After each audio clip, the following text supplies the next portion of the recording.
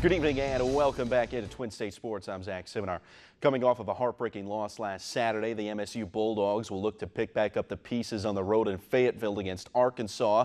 Dan Mullen and co. in search of their 8th win tomorrow of the season. And even though Arkansas has been one of the bottom teams in the SEC this year, Mullen firmly believes this week's opponent will come to play with their season and quite possibly their coach's future on the line. You know, they're a team that we've been in this position before. They're fighting for bowl eligibility. They got everything on the line to play for. They have their starting quarterback back. You look at what they do offensively. They do as good a job as anybody in the country, combining the power run and physical run game with their running backs with a great combination of play action pass and then screens of utilizing tight ends and backs. So they're going to use them all over the field. Defensively made a change, but you know, with the 3-4 scheme this year than kind of what they've been in the past. I mean, our big challenge this week is, can we continue, like I've said the last couple of weeks, are we a good team or not? Are we a team that's improving as the season goes on? Can we improve and practice harder this week? Can we play better next Saturday than we did this past Saturday?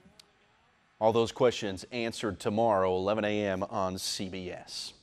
You've heard the term playing for pride before. It's something that's not exhibited all too often, but that's all this year's Ole Miss football team has to play for at this point.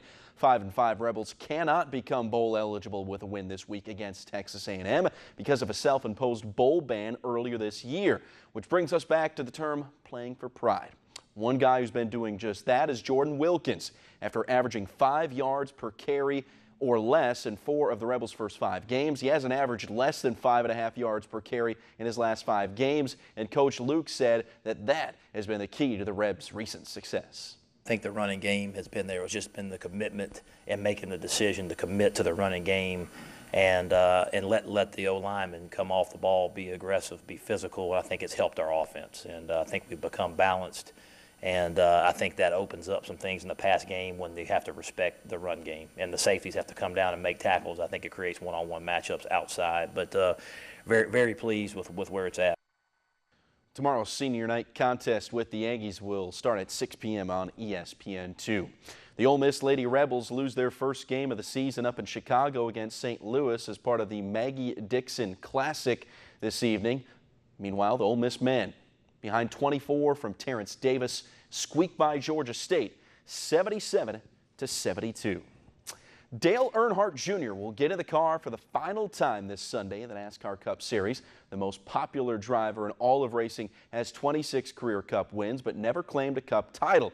And as Jr. looks back on his career, he says he wishes that he would have been a little bit more serious and focused as a young driver. When I was racing for my family, I took advantage and didn't take it seriously. Had no idea how to take advantage of the opportunity that I was given, and I don't know really how. I'm sure I could have accomplished so much more if I had been plugged in, but I didn't learn how to do that until I came to work at Rick's. So this will be my last season as a full-time driver. My sister told me I was supposed to get emotional. I said I wouldn't.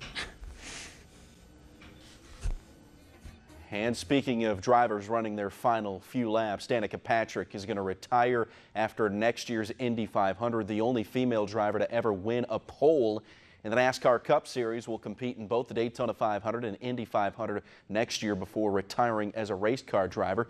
35-year-old, 7 top 10s. That's the most by any female driver in NASCAR, and 189 career starts. Career best finish 6th a few years ago in Atlanta. Now Sunday's race in Homestead will be her final race in the 10 car.